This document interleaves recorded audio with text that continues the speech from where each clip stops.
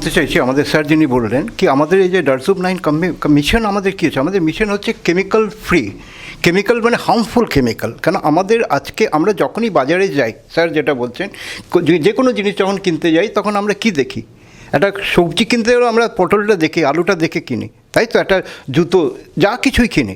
তো আসলে আমরা যখন ওইটা দেখে কিনি, কিন্তু আমাদের কিছু যে হাউসে আমরা যে যে প্রোডাক্টগুলো আমরা খাবারের জিনিস যে ইউজ করছি সেটা কিন্তু আমরা চেক করি না। ইভিন আজকে যে পেস্ট যে ইউজ করি, স্যার যেটা বললেন, এই পেস্টের মধ্যে ফ্লোরাইড আছে, it is a very harmful. এটা মানে অলরেডি গুগলে গেলে আপনি দেখতে পাবেন কি যেটা মানুষকে ক্যান্সার তৈরি করে।